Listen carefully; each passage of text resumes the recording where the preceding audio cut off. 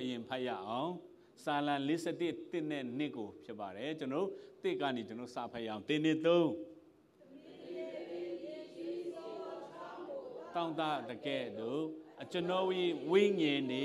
ကိုတောင်းတပါဒီဖယားငါဝိညာဉ်နေဖယားသခင်တည်ဟုတော့အသက်ရှင်တော်မူတော့အကိုငါလပါဤအဘေကာလမှဖယားသခင်ထံတော်တို့ရောက်၍မျက်နာပြရအပ်နေအာမင်ကျွန်တော်တို့ဓမ္မသစ်ထဲမှာရှင်ယောဟန်ခရစ်ဝင်ကျမ်းအခန်းကြီး4ပိုင်းငယ်4ကနေကျွန်တော်14ဖြစ်ပါတယ်ရှမာရိအမျိုးသမီးနဲ့ယေရှုခရစ်တော်တွေ့ဆုံတဲ့စကားပြောတဲ့ကျမ်းပိုက်ဖြစ်ပါတယ်ကျွန်တော်တို့ပိုင်းငယ်4ကနေကျွန်တော်တို့စဖတ်ရအောင်1 2 3ရှမာရိပြည်အလယ်၌ရှောက်သွားရ၏ယာကုပ်သည်မိမိသားယောသန်အားပေးတော်မိအကွက်နဲ့အနည်းရှမာရိနယ်ရှုခါအမေရှိသောမြို့သို့ရောက်တော်မူ၏ထိုအရ၌ယာကုပ်၏ရည်တွင်ရှိ၏ရှုသည်ခရီးသွား၍ပင်ပန်းတော်ကြောင့်ရည်တွင်နာမှထိုင်တော်မူ၏ထိုအချိန်သည်6နာရီအချိန်ဖြစ်၏ရှမာရိလာ၍ယေရှုကမိန့်တော်မူ၏ကျောင်းမူကားတပည့်တော်တို့သည်စားစရာကိုဝေချင်းကမြို့ထဲသို့သွားကြသည့်အခိုက်ဖြစ်တည်းထိုမိန်းမကလည်းတင်းနေယူဒလူဖြစ်လင်ပင်ရှမာရိမိန်းမဖြစ်တော်အကျွန်ုပ်ကိုအဘဲကြောင့်တောက်ဖို့တောင်းတနည်းဟုဆို၏ဆိုသည့်အကြောင်းကယူဒလူတို့သည်ရှမာရိလူတို့နှင့်ပေါင်းဖော်ခြင်းမရှိဘုရားသခင်ကျေးဇူးတော်ကိုဟောငါတောက်ဖို့ရေပေးပါဟုသောစကားအဘယ်သူဖြစ်ဒီကို၎င်းသင်ဒီသိလျင်ထိုသူကိုတောင်းလိမ့်မည်တူလေးအသက်ရေကိုပေးလိမ့်မည်ဟုပြန်၍မိန့်တော်မူသောမိန်းမကတခင်၌ရေခတ်เสียမရှိရေတွင်လဲနှစ်တည်ဖြစ်၍အသက်ရေကိုအဘယ်တို့ပေးမှာမနည်းစနစ်ဤရေတွင်ကိုငါအဘငါတို့အားပေး၏သူကိုယ်တိုင်မှစ၍သားသမီးတရိษံများဤတခင်ဤသူတိုက်ယေရှုကလည်းဤရေသည်တောက်တော်သူသည်နောက်တဖန်ရေငတ်အောင်မီငါပြီးသောရေကိုတောက်တော်သူမူ၏ငါချင်းနဲ့အစင်မပြတ်ကင်းလွတ်လိမ့်မည်ငါပြီးသောရေသည်ထိုသူ၌ထာဝရအသက်ရှင်ခြင်းအလိုငါထွက်သောစမ်းရည်ဖြစ်လိမ့်မည်ဟုမိန့်တော်မူ၏သက်စမ်းရည်ယေရှုကျွန်တော်နောက်ကနေယေရှုပြုပြီးတော့လိုက်ဆိုပေးပါအသက်စမ်းရည်ယေရှုဒီနေ့ကျွန်တော်တို့ဝင်ငါခြင်းတဲ့နှုတ်ကပတ်တော်ကအသက်စမ်းရည်ယေရှုကျွန်တော်တို့ဘယ်တော့မှပြန်ပြီးတော့ရေမငတ်တော့တဲ့ထာဝရအသက်ကိုပေးတဲ့ယေရှုခရစ်တော်ရဲ့ပေးတော်သက်ဆန်းရည်ကိုကျွန်တော်တို့ဒီနေ့အတူကတောက်ချင်းနဲ့အတူကျွန်တော်အိမ်ပြန်သွားဖို့အရောက်သားတိုင်းဖျားရှင်ကောင်းချီးပေးပါစေခြင်းနဲ့အားလုံးပြန်ထိုင်ကြရအောင်ယေရှုခရစ်တော်ကိုယ်တိုင်ကငါသက်ဆန်းရည်ဖြစ်တယ်ငါပြီးတော်ရေကနေ့တိုင်းခမားရေခတ်နေတဲ့အရာနဲ့မတူဘူးနေ့တိုင်းခတ်နေတဲ့ရေကတောက်လေစားလေဖြစ်လိမ့်မယ်ငါပြီးတော့ရေငါပြီးတော့သက်ဆန်းရေကတခါတောက်လိုက်တာနဲ့တခါယုံလိုက်တာနဲ့သင်ရဲ့အသက်တာဘဝတစ်ခုလုံးသင်ရဲ့အကြံစီအားလုံးပြောင်းလဲသွားမယ်သင်မှာလုံးဝမပင်နိုင်တဲ့ဘဝသူ့ဘဝတော်မှသူတို့ပြောတဲ့အခါမှာနော်သူအံ့ဩသွားတယ်ယေရှုကသူ့ရဲ့ဘဝအကုန်စင်ပြောပြသွားတယ်မင်းမယောက်ျား9ယောက်ရှိပြီမဟုတ်လားအခုနေတဲ့သူလည်းခမည်းရဲ့ယောက်ျားအစ်စ်မှမဟုတ်သေးဘူးသူဘဝတစ်ခုလုံး तू ကမကြည်နပ်နိုင်ဘူးလောကအရာကိုမကြည်နပ်နိုင်တာကိုဒီကျမ်းစာကပြောတာဖြစ်တယ် လောကရဲ့ဘဝရဲ့လောကမှာကြုံတွေ့နေရတဲ့စီးပွားရေးမကြည်နပ်နိုင်ဘူးသူလူမှုရေးမကြည်နပ်နိုင်ဘူးပဝန်းကျင်မှာရှိနေတဲ့သူ့ရဲ့မိသားစုမကြည်နပ်နိုင်ဘူးဒီအရာတွေနဲ့သူ့ရဲ့အသက်တာငြိမ်းချမ်းခြင်းသက်ဆိုင်ရဆိုတဲ့လုံလောက်တဲ့ဝမ်းမြောက်ခြင်းတို့တက်တာမှမရသေးဘူးယေရှုခရစ်တော်တည်တယ်ဒီနေ့ငါပေးမယ်ငါသက်ဆိုင်ရ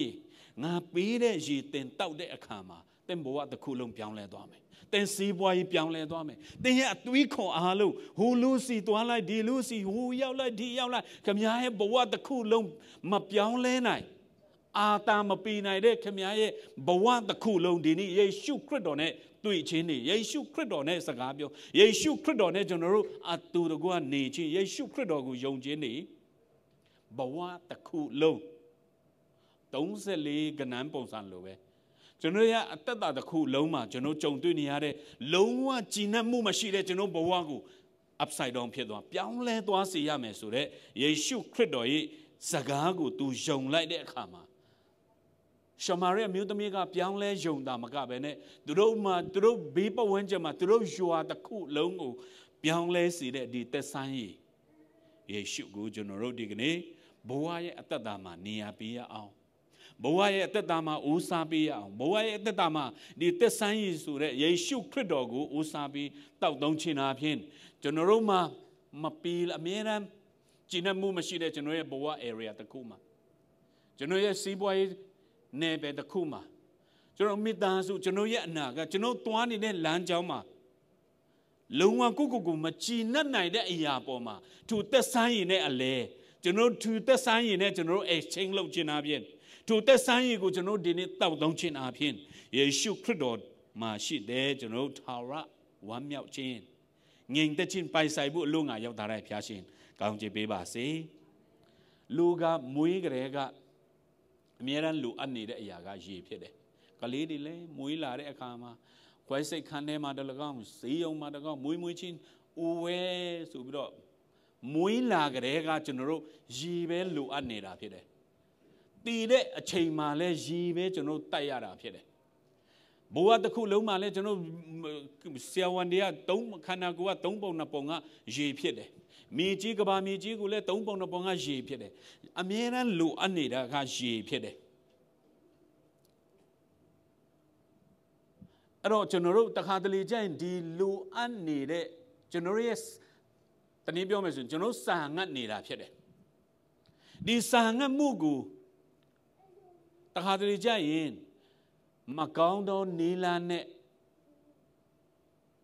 ကျွန်တော်တို့အပြေရှာတဲ့အခါမှာဒီအရာကကျွန်တော်ရဲ့ဘဝကိုအငတ်မပြေစေနိုင်ယုံတာမကပဲနဲ့ကျွန်တော်ပူပြီးတော့ကျွန်တော်တို့ယေရှုဖခင်နဲ့ဝေးကွာစေတဲ့အရာတွေများစွာကျွန်တော်တွေ့ရတာဖြစ်တယ်ကျွန်တော်ရဲ့စာငတ်မှုတွေကျွန်တော်ရဲ့လိုအပ်မှုတွေကျွန်တော်ရဲ့တောင့်တမှုတွေယေရှုခရစ်တော်နဲ့အဖြေမတွေ့ဘူးဆိုရင်ယေရှုခရစ်တော်ကိုမဖြေရှင်းခိုင်းဘူးဆိုရင်ကျွန်တော်ရဲ့လိုအပ်မှုကျွန်တော်ရဲ့တောင့်တမှုကျွန်တော်ရဲ့စာငတ်မှုကိုထိုနေရာမှာယေရှုခရစ်တော်ကိုအစားမထိုးဘူးဆိုရင်ယုံလေနစ်လေရှာလေဝင်းလေဖြစ်ကျွန်တော်ရဲ့အတ္တတွေကဖြစ်မှာဖြစ်တဲ့အတွက်ကြောင့်ဒီနေ့ကျွန်တော်တို့လိုအပ်မှုကိုပေးတဲ့စာငတ်မှုကိုကျွန်တော်တို့ယေရှုခရစ်တော်ကသာလျှင်ကျွန်တော်အဖြေပေးမယ်ဆိုတာကိုကျွန်တော်တို့သဘောပေါက်ယုံကြည်တော့အတ္တပိုင်ဆိုင်မှုနည်းငယ်လေးကျွန်တော်တို့ခွန်အားပေးချင်တာဖြစ်တယ်အရင်တော့ကခက်ဒီမမီခင်မှာဥပမာစမ်းငံကိုရေချိုဖြစ်အောင်လဲတဲ့စက်ဒီမော်တာတွေမထွင်နိုင်တဲ့ခက်ကာလမှာဆိုရင်တင်ပေါ်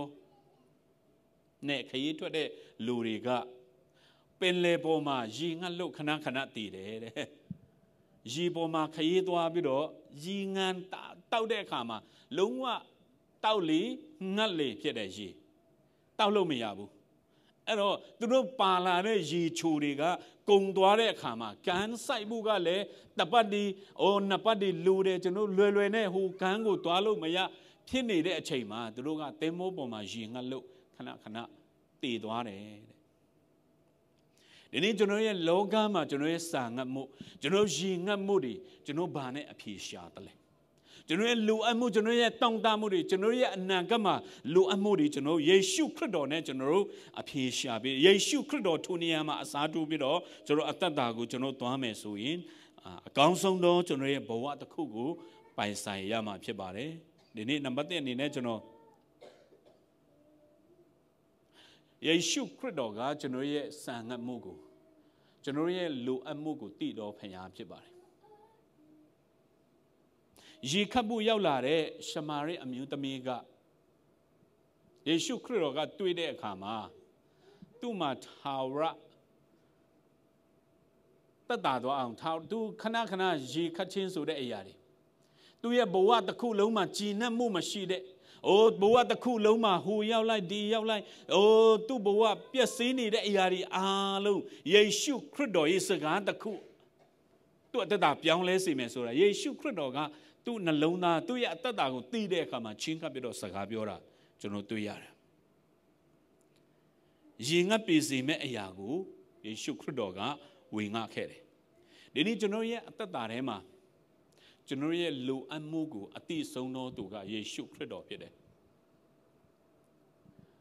မှန်ကန်ဆိုကျွန်တော်ယေရှုခရစ်တော်ကိုခေါ်ဖိတ်လက်ခံကျွန်တော်ရဲ့တောင်းတတဲ့အရာတွေကျွန်တော်ရဲ့လူအမှုတွေကျွန်တော်ရဲ့အသက်တာမှာကျွန်တော်ဘဝမှာကျွန်တော်မိသားစုမှာအလိုအဆုံးသောအရာဘာလဲဒီနေ့ယေရှုခရစ်တော်ရှိမှကျွန်တော်တခါတလေကြာရင်ကျွန်တော်ရဲ့လူအမှုကျွန်တော်ရဲ့တောင်းတမှုကျွန်တော်ဖြစ်တည်မှုကိုတိတိကျကျယေရှုခရစ်တော်ရဲ့ခြေတော်ရင်းမှာကျွန်တော်မပြောတဲ့အခါမှာယေရှုခရစ်တော်နဲ့မတိုင်ပင်တဲ့အခါမှာယေရှုခရစ်တော်ရှိမှကျွန်တော်ဝင်ထုတ်ဝင်ပိုးတွေကိုမပူတဲ့အခါမှာကျွန်တော်ကအဲ့ဒီဝင်ထုတ်နဲ့အဲ့ဒီလိုအပ်မှုတွေနဲ့ကျွန်တော်ခရီးသွားပြီးတော့ကျွန်တော်တအားပင်ပန်းနေကိုငီမဲ့လူလည်းမရှိအဲ့တော့ကျွန်တော်ရဲ့ဘဝရဲ့လူအပ်မှုကိုယေရှုခရစ်တော်က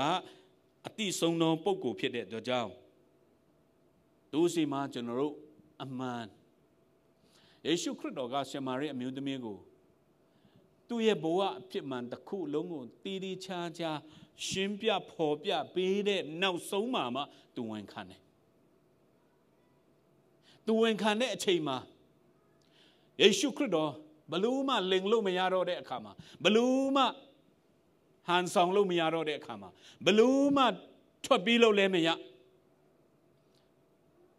မဟုတ်ဘူးငင်းလည်းအကုန်သိတယ်မသိဘူးပြောရင်လည်းယေရှုခရစ်တော်ကအကုန်သိတယ်သူ့ဘဝတစ်ခုလုံးကိုသိနေတဲ့ယေရှုခရစ်တော်နဲ့ရင်ဆိုင်ပြီးတော့စကားပြောတဲ့အခါမှာတတ်နိုင်သမျှတော့သူကြိုးစားခဲ့တယ်သူလိမ်မှုကြိုးစားခဲ့တယ်သူ့ဘဝတစ်ခုကိုဟန်ဆောင်မှုတော့သူကြိုးစားခဲ့တယ်ဒါပေမဲ့ယေရှုဖျားစီမှာမရအောင်နောက်ဆုံးမှာကျွန်တော်အတူချုံပြောမယ်ဆိုရင်ဟုတ်ပါတယ်ကိုတော့ဝန်ခံတဲ့အခါမှာသူရဲ့လူအမှုတစ်ခုနှလုံးသားထဲကနေအမှန်တကယ်ဖြစ်ပျက်နေတဲ့သူ့ရဲ့စံငတ်မှုတစ်ခုကိုပြန်ပြီးတော့ယေရှုခရစ်တော်စီမှာဝန်ခံတဲ့အခါမှာသူလွတ်မြောက်သွားတယ်သူပြောင်းလဲသွားတယ်ဘဝတစ်ခုလုံးမှာတခါမှမခံစားဘူးတဲ့ဝမ်းမြောက်ခြင်းသူရရှိသွားတယ်ဘဝတစ်ခုလုံးမှာမကြုံတွေ့ဘူးတဲ့သူ့ရဲ့အသက်တာထဲမှာငြိမ်သက်ခြင်းသူရသွားတယ်ကြောက်ရွံ့မှုတွေမရှိတော့ဘူးအရှက်တွေလည်းမရှိတော့ဘူးဘာလို့လဲဆိုတော့သူ့ကိုယ်စားလှုပ်ဆောင်ပေးတဲ့ယေရှုခရစ်တော်ရဲ့မေတ္တာစေတနာကယ်တင်မှုလွတ်မြောက်မှုအဲ့ဒီနေရာမှာရသွားတဲ့အခါမှာသူအမတန်မှပျော်ရွှင်ပြီးတော့ယေရှုခရစ်တော်ကပြောလိုက်တဲ့အသက်ထာဝရအသက်ဆိုင်ရကိုသူရှမာရိအမျိုးသမီးကရသွားတဲ့အခါမှာသူခုန်ပေါက်ပြီးတော့ရီအိုးကိုထားခဲ့တယ်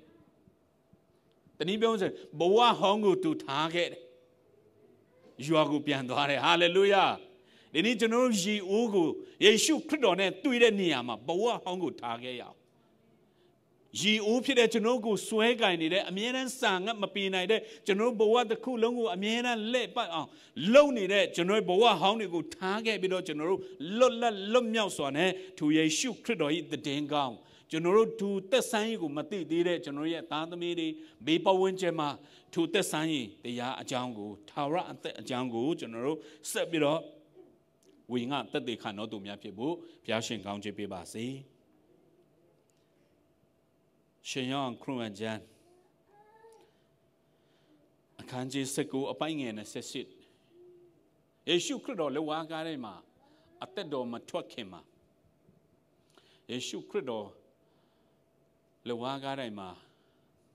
ယောမစစ်သားတွေကတတ်သွားတာရိုက်သွားတာမဟုတ်တော့သူကအသက်တော်ကိုသူကစွန့်တယ်အဲ့တော့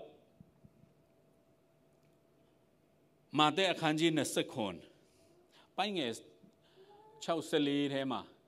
သူကဘာပြောလဲအိုးအဖကျွန်ုပ်ကိုဘာလို့စွန့်ပစ်တနည်း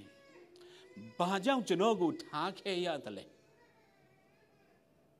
ဘာကြောင့်ကျွန်တော်ကိုထားခဲ့ရတယ်လဲအဘဆိုပြီးတော့ तू ကအကြီးကျယ်អော်ပြီးတော့ပြောတယ်အဲ့ဒီယေရှုခရစ်တော်ဖခင်သခင်ကသူ့အပေါ်မှာကျွန်တော်တို့ရဲ့အပြစ်တွေအားလုံးယူသင်ဝတ်ဆောင်ပေးပြီးတကားလားယေရှုခရစ်တော်ရဲ့အသက်တာထဲမှာယေရှုခရစ်တော်ကကျွန်တော်တို့ဘဝတစ်ခုလုံးမှာရှိနေတဲ့အပြစ်တွေအားလုံးယူသင်ဝတ်ဆောင်သူ့အပေါ်မှာတင်ထားပေးတဲ့နောက်ပိုင်းမှာဖခင်သခင်ကိုယ်တိုင်တောင်မှသူ့ကိုထားခဲ့တယ်သူ့ကိုစွန့်ပစ်တယ်အဲ့ဒီချိန်မှာခုနကျွန်တော်ပြောတဲ့ယောဟန်အခန်းကြီး19အပိုင်းငယ်28ထဲမှာကြီးကျယ်အော်ပြီးတော့ငါရည်စားတယ်တဲ့ငါရည်ငတ်တယ်တဲ့အဲ့ဒီချိန်မှာယောမစစ်သားတွေကသူရည်ငတ်တယ်ဆိုပြီးတော့သူ့ကိုအဝတ်စုပ်နဲ့ခါတဲ့ပုံးရည်ကိုတိုက်ကြွေးဖို့ကြိုးစားသေးတယ်သူတို့ကဒီနေ့ကျွန်တော်တို့ဘာကြောင့်ယေရှုခရစ်တော်ကဘာကြောင့်ကျွန်တော်ကိုထားခဲ့ရတယ်လဲစွန့်ပစ်ရတယ်လဲ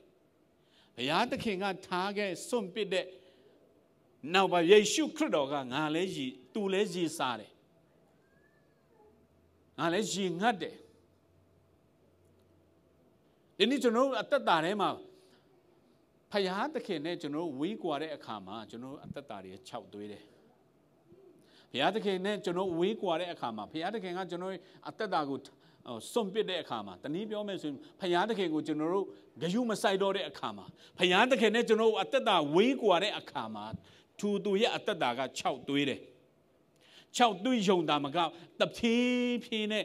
ဘာမှမရစရာမရှိလောက်အောင်သူ့အသက်တာဖြစ်သွားပြီးတော့သူ့အသက်တာ6သွေးသွားတဲ့လူတွေကျွန်တော်ရဲ့ဝိညာဉ်ရေးရမှာကာယရေးရမှာကျွန်တော်များစွာကျွန်တော်ပတ်ဝန်းကျင်ကိုကြည့်လိုက်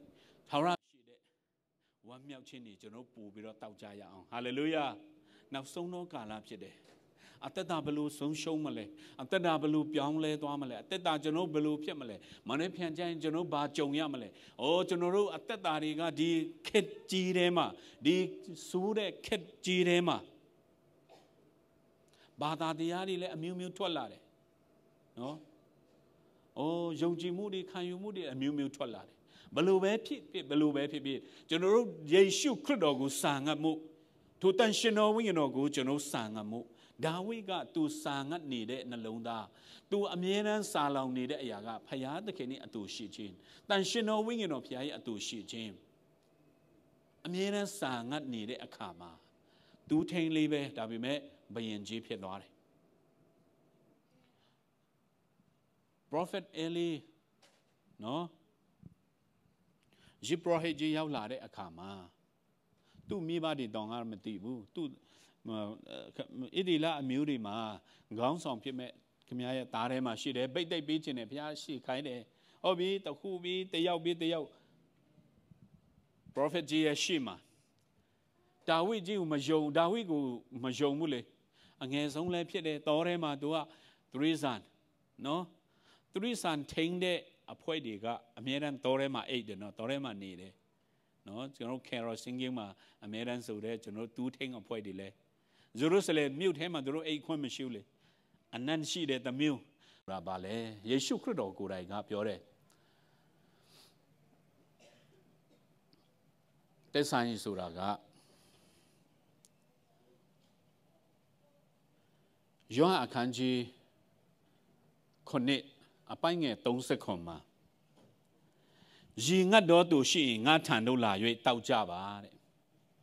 ငါထံတို့လာ၍တောက်ကြပါ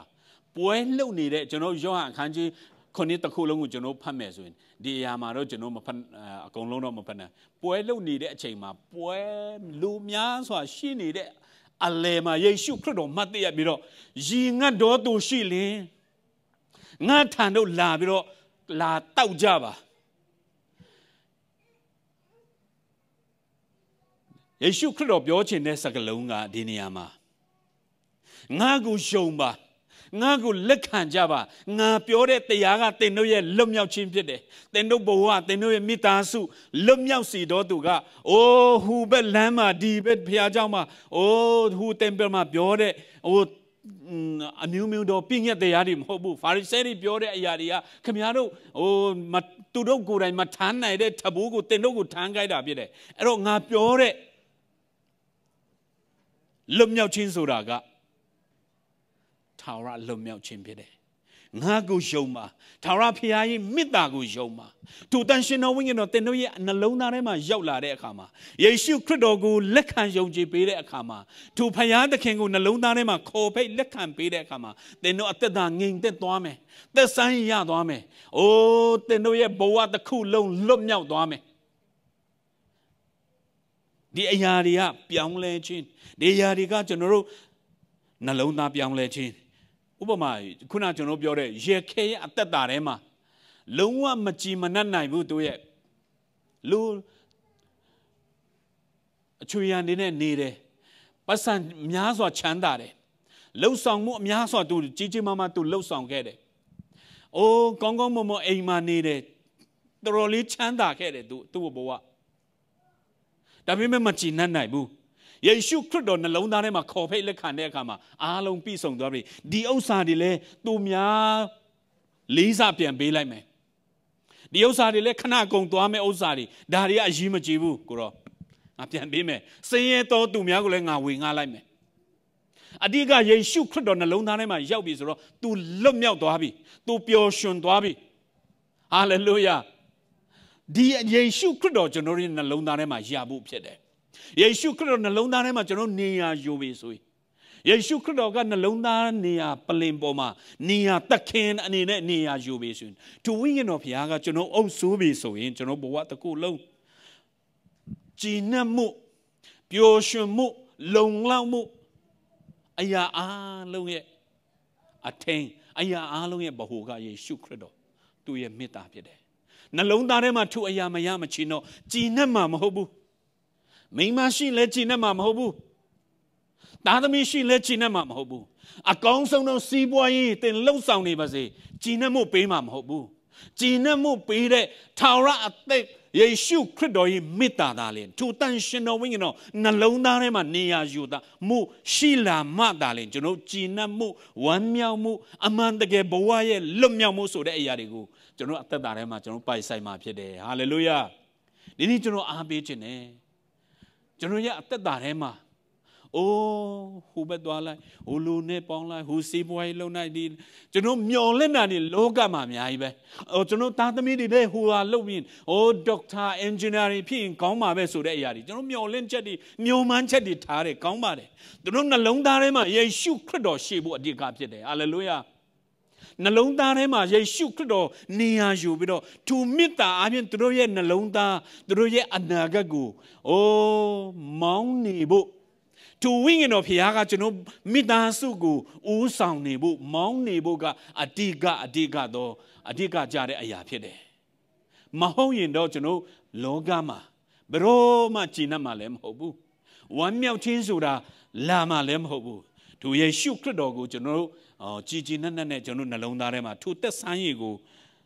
ကျွန်တော်တောက်တုံဖို့အဓိကဖြစ်ပါတယ်သူအရာကိုဒီနေ့ကျွန်တော်အားလုံးအတူတူက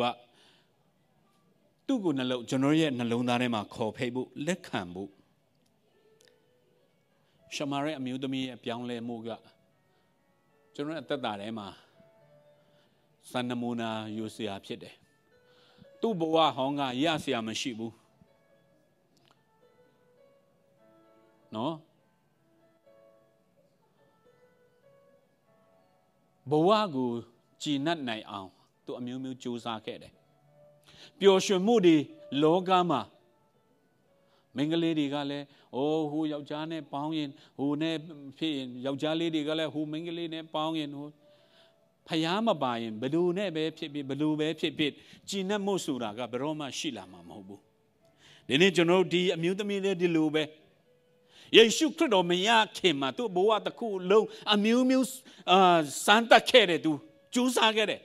ဒါပေမဲ့ပျော်ရွှင်မှုသူ့မှာမရှိဘူးအောင်မြင်မှု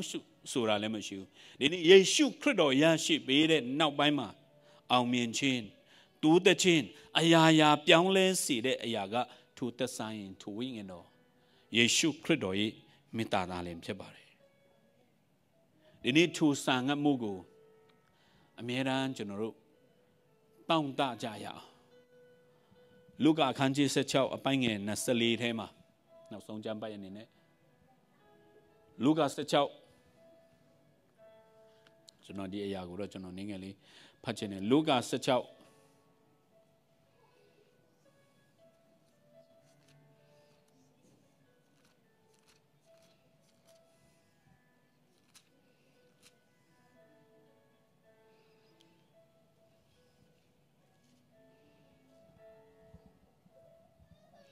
အပိုင်းငယ်24ထဲမှာဒီအကြောင်းအရာကတော့တထေးကြီးနဲ့ Lazarus conversation လောကမှာဖြစ်နေတဲ့အချိန်မှာတထေးကြီးကတော့နေ့တိုင်းပွဲနဲ့မပြတ်ဘူးတထေးဖြစ်တဲ့အခါမှာစားစရာလည်းဘယ်တော့မှဝတ်စရာလည်းမပြတ်ဘူးစားစရာလည်းမပြတ်သူ့အိမ်မှာလှုပ်ဆောင်ပေးမဲ့သူ့ကိစ္စဝတ်စားကိုလှုပ်ဆောင်ပေးမဲ့အချွင်ရနေကျွန်းနေအစီခံနေများစွာသူ့အိမ်မှာရှိတယ်။ဘာစားခြင်းတလဲအမေသားစားအမျိုးစားခြင်းတဲ့အကုန်လုံးရှိတယ်။ဒါပေမဲ့တနေ့ကျရင်တထေးကြီးကတည်သွားတယ်ပြေးသွားပြီ။ဒါပေမဲ့စင်ရသားနုံချနေတဲ့ Lazarus တည်သွားတယ်။ဒါပေမဲ့အဘအာဗြဟံရဲ့ရင်ခွင်ထဲမှာကောင်းကင်မှာရောက်သွားတယ်ဆိုတဲ့အကြောင်းလေးကျွန်တော်တွေ့ရတယ်။ပိုင်းငယ်နဲ့14ထဲမှာအိုအာဗြဟံအိုအဗြဟံတထေးကြီးပြောတာဖြစ်ပါတယ်။ကျွန်ုပ်ကိုကယ်မတနာတော်မူပါ။ကျွန်ုပ်ဒီemission၌ပြင်းစွာခံရတော့ကြောင်းလာဇရုတွေမိမိလက်ဖြားကိုရေ၌နှိပ်၍လက်ဖြားကိုရေ၌နှိပ်၍ကျွန်ုပ်ရှာကိုအဲစီချင်းကသူ့ကိုကျွန်ုပ်ရှေ့ရတော့စီလွတ်တော်မူပါဟုဟစ်ကြော်လေ၏ရေတစ်ခွက်လောက်တိုက်ပေးပါမဟုတ်ဘူးခွက်ထဲမှာရေတစ်ဆက်လောက်နှိပ်ပြီးတော့ရေတစ်ဆက်လေးပဲသူ့ရဲ့ပါစတ်ထဲမှာတစ်ဆက်လေးပဲနော်ရှမ်းတောက်နေတဲ့ငရဲမီးအိုင်ထဲမှာရှိနေတဲ့တထေးကြီးလောကမှာရှိနေတဲ့အချိန်မှာလူလေသေးမရှိဘူးအကုန်လုံးပြည့်စုံတယ်စီးပွားရေးကျန်းမာရေးနေ့တိုင်းပွဲလုပ်တယ်တဲ့ကျမ်းစာထဲမှာသူပြီးဆုံးတယ်ဒါပေမဲ့တည်သွားတဲ့အခါမှာအစင်မပြေဘူးနော်ငရဲထဲမှာအမြဲတမ်းရေငတ်တယ်စာလောင်မှုနဲ့ဒီစာလောင်မှုကဘလို့မှကယ်လို့မရဘူးဒီနေ့ကျွန်တော်တို့စာလောင်မှုကျွန်တော်ဖယားသခင်ကိုစာငတ်မှုဖယားသခင်ကိုလိုအပ်မှုဖယားသခင်ကိုကျွန်တော်နှလုံးသားထဲမှာခေါ်ဖိတ်လက်ခံတယ်ဆိုရင်ကျွန်တော်ရသေးတယ်ဒါပေမဲ့ငရဲပြည်ထဲမှာခေါ်တန်ငရဲပြည်ထဲမှာငိုကြွေးတန်ဖယားသခင်ကလည်းမကယ်နိုင်တော့အဘအာဗြဟံရဲ့ရင်ခွင်ထဲမှာရှိနေတဲ့လာဇရုကျွန်တော်စပွဲမှာကျွန်တော်အိမ်မှာလာပြီးတော့ထမင်းချက်ဟင်းချက်နေအမြဲတမ်းထုတ်သွားတဲ့လာဇရုsorry မီဒီယာရိုးမှာရှိတဲ့သူမဟုတ်နော်သူကိုစီလွတ်ပြီးတော့ရေတစ်ဆက်လောက်ပဲငါပါစက်ထဲမှာသူ့ပေးဖို့အလို့ငါစီလွတ်ပေးပါတထေးကြီးရဲ့နောက်ဆုံးတောင်းဆိုမှုဒီနောက်ဆုံးတောင်းဆိုမှုလည်းအလိုလိုက်လို့မရဘူးဖယားတခင်ခွင့်ပြုလို့မရဘူး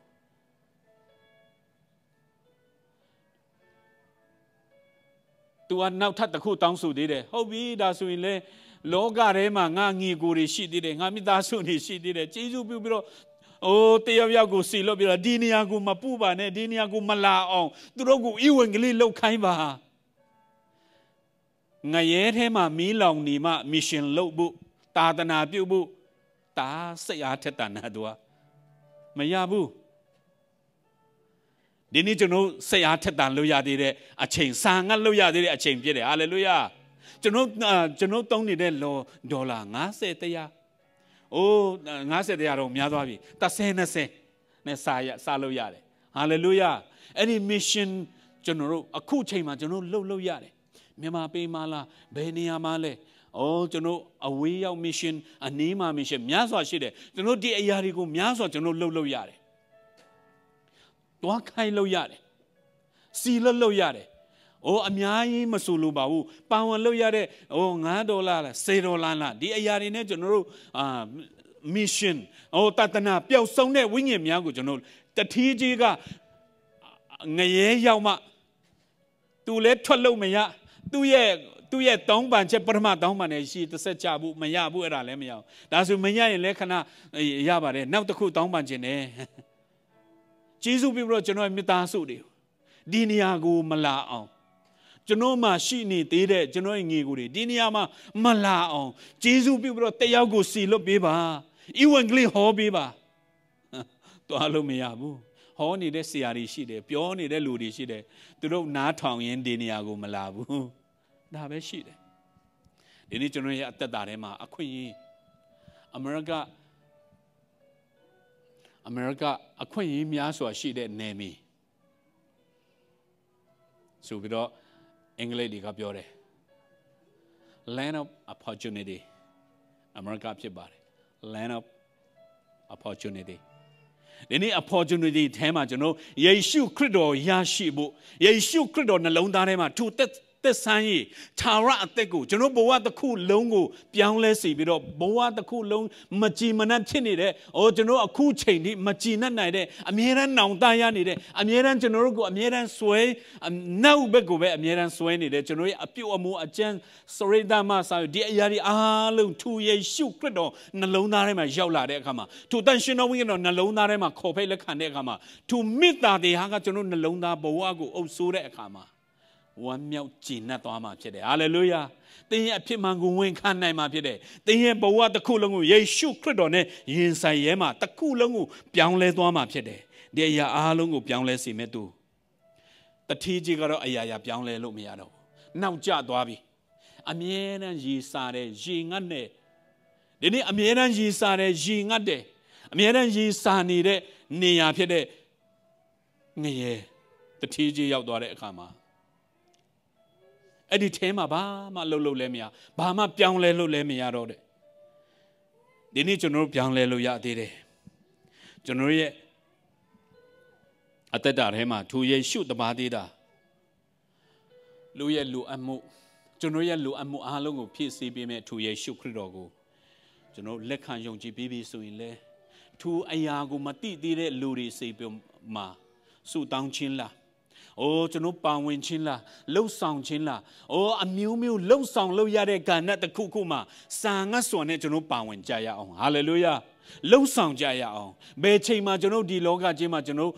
attention Quenya omele, Beche Tijano attention yamele, Beche Majano Toyamele, General Matoy and Lay Shukro Lama Pede.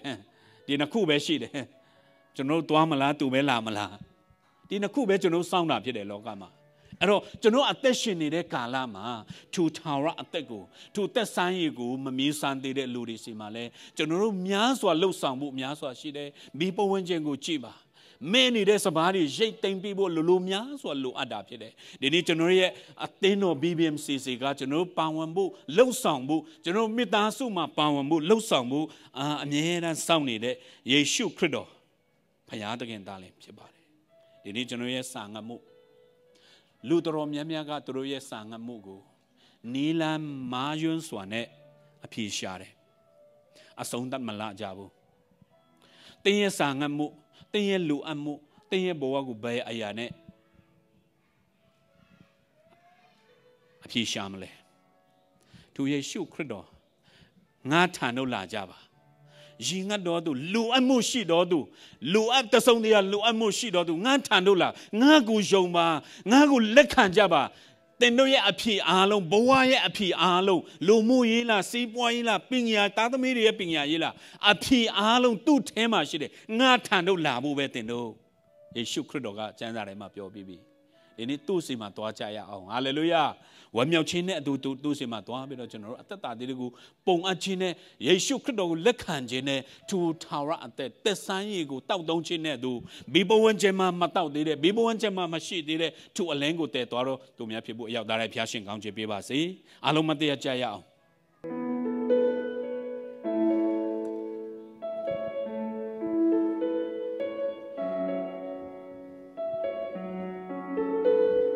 ကျွန်တော်ကုန်တော်ချီးမွမ်းရအောင်တော့ချီးမွမ်းတဲ့ပေးတဲ့အခါမှာကျွန်တော်အသက်တာတွေကိုကျွန်တော်ဆက်ကပ်ရအောင်ဆုတောင်းရအောင်ယေရှုခရစ်တော်ကဘယ်တော့ကြွလာမလဲမသိဘူးဒီနေ့ကျွန်တော်အစင်တက်ဖြစ်နေဖို့ကျွန်တော်ရဲ့သက်တာထဲမှာကျွန်တော်လှုပ်ဆောင်ရမယ့်အရာတွေများစွာထဲကနေသူယေရှုခရစ်တော်စံငတ်တော်နှလုံးသားနဲ့ဒါဝိမင်းကြီးကပလင်ပေါ်မှာထိုင်ပြီးမဲ့ခတ်သိမ်းသောအရာအလုံးသူ့မှာပြည့်စုံတယ်သူလောက်ချမ်းသာတာသူလောက်ပြည့်စုံတာမရှိပါဘူးဒါပေမဲ့ကိုရောအလိုအဆုံသောအရာကထာဝရဘုရားရဲ့အတူရှိခြင်းသူဝိညာဉ်တော်ဘုရားရဲ့အုပ်စိုးခြင်းဖြစ်တယ်တမန်တော်တွေကချောင်းရည်ကိုတောင်းတတကယ်တော့ကိုရောကိုစာငတ်တယ်ဒါဝိမင်းကြီးတောင်မှအဲ့ဒီလိုစာငတ်မှုနဲ့ဘုရားသခင်ကိုပလင်ပေါ်မှာခေါ်တယ်ဆိုရင်ကျွန်တော်တို့ရှိနေတဲ့ဘဝထဲကနေသူထာဝရဘုရားကိုစာငတ်တော်နှလုံးသားနဲ့ရှာကြရအောင်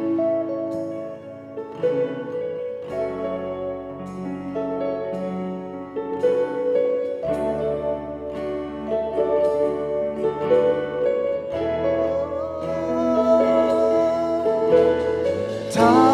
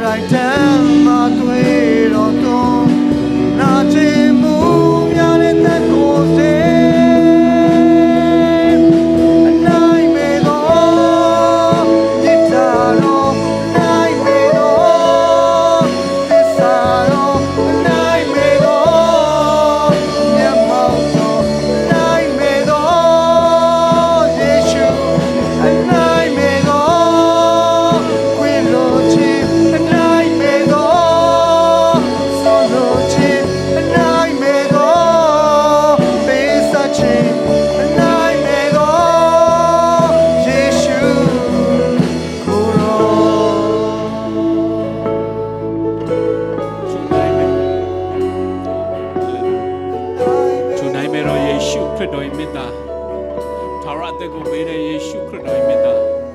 ကျွန်တော်ရဲ့အသက်တာပုံဝန်းကျင်ကျွန်တော်ရဲ့မေတ္တာစုထဲမှာ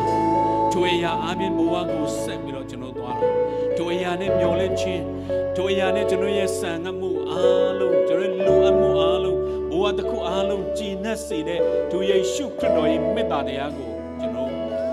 အောင်မေတ္တာရဲ့လေကျွန်တော်အသက်တာတွေကိုကျွန်တော်ဆက်ကဆုတောင်းခြင်းချိန်နိုင်ယူကြရအောင်ဟာလေလုယာဟာလေလုယာအသက်ရှင်တော်ထာဝရဘုရားမေတ္တာတော်ရှင်အဖဘုရားကိုရောကိုယေရှုတင်ပါတယ်လောကမှာကိုရရှိမြတ်ရဲ့ဆံငတ်မှုပေါင်းစုံကကျွန်တော်အမြဲတမ်းစိတ်ခုန်နေတာဖြစ်ပါတယ်လောကအရာရဲ့ဆံငတ်မှုတွေကိုနောက်မလိုက်ပဲနဲ့ကိုရရှိမြတ်ရဲ့ကိုရိုင်းမေတ္တာကိုရောကိုဆံငတ်တော်နှလုံးသားကိုရောကိုလူချင်းတော်နှလုံးသားနဲ့တောင်းတတော်နှလုံးသားနဲ့ကိုရရှိဘဝဟောင်းကိုထားခဲ့ပြီးတော့ရှမာရိယမြို့သမီးကဲတော့ကျွန်တော်ရဲ့ဘဝဟောင်းကျွန်တော်ရဲ့ချိန်ချင်းအမင်္ဂလာဘဝတစ်ခုလုံးကိုထားခဲ့ပြီးတော့ယေရှုခရစ်တော်ပေးတော်သက်ဆိုင်ရင်လည်းဘဝတစ်တစ်ခုကိုစပြုတ်တယ်လို့ပဲကျွန်တော်ရဲ့တတ်တာကိုကိုရရှိမြတ်ရဲ့အမှန်ကထာဝရဘုရားဝိညာဉ်တော်ဘုရားရဲ့အုပ်စုခြင်းထိုဝိညာဉ်တော်ဘုရားရဲ့မဆာခြင်းဘဝတစ်တစ်ခုထဲမှာကိုရရှိမြတ်ရဲ့ဝမ်းမြောက်ပျော်ရွှင်ခြင်းအတ္တကိုရရှိပိုင်ဆိုင်မှုလို့ကမဆာတော်ဒါဝိကကိုရရှိမြတ်ရဲ့ကိုရောမြင်တဲ့စာငတ်တော်နှလုံးသားနဲ့လူချင်းတောင်းတတော်နှလုံးသားနဲ့ကိုရောမြင်တဲ့ဖိတ်ခေါ်တယ်လို့ပဲအလိုအဆုံးသောအရာလူချင်းဆုံးသောအရာတွေထာဝရဘုရားရဲ့အတူရှိခြင်းကျူဝိငင်တော်ဘုရားနှလုံးသားထဲမှာနေရပေးခြင်းကျူဝိငင်တော်ဘုရားရဲ့အုပ်စိုးခြင်းသာလေကျွန်တော်ရဲ့အသင်းတော်ကျွန်တော်ရဲ့ဘဝကျွန်တော်ရဲ့ယုံကြည်သူတို့ချင်းစတဲ့တတကိုရရှိမြတ်အမြဲတမ်းအုပ်စိုးပါလမ်းပြပါဒီစာငတ်တော်နှလုံးသားနဲ့ကျွန်တော်ရဲ့အသက်တာတွေကိုကိုရရှိမြတ်ကမဆာတော်မှာကောင်းချီးပေးတော်မူကျေးဇူးတော်ကိုချီးမွမ်းတယ်စာငတ်တော်နှလုံးသားကျွန်တော်ရဲ့အသင်းတော်မှာစာငတ်တော်နှလုံးသားကိုရရှိမြတ်ကကျွန်တော်ရဲ့မေတ္တာစုမှာအမြဲတမ်းစာလောင်စေပါကျွန်တော်စာငတ်မှုကိုကျွန်တော်လူအမှုကိုလောကမှာရှိသောပျော်ရွှင်မှုတွေနဲ့ဖြောဖြေတော်သူအပြည့်ရှာတော်သူမဟုတ်ဘဲနဲ့ထာဝရဘုရားရဲ့မေတ္တာနဲ့ကျွန်တော်ရဲ့လူအမှုကျွန်တော်ရဲ့စာငတ်မှုကျွန်တော်ရဲ့တောင့်တမှုကိုအမြဲတမ်းထူဝိညာဉ်တော်နဲ့အမြဲတမ်းအပြည့်တွေ့တော်သူများဖြစ်ဖို့ကောင်းချီးပေးတော်မူပါကျေးဇူးတော်ကိုချီးမွမ်းတယ်ဆက်လက်ပြီးတော့ကောင်းချီးပေးပါမလာမရောက်နိုင်တော့သူများကိုလည်းကိုရရှင်များရဲ့သူတန်ရှင်တော်ဝိညာဉ်တော်ဘုရားကိုစာငတ်တော်နှလုံးသားအသင်းတော်မှာထာဝရဘုရားကိုရောမရှိလို့မဖြစ်ဘူးဆိုတဲ့နှလုံးသားနဲ့ကျွန်တော်အသက်တာကိုခရီးဆက်နိုင်ဖို့လို့ငါ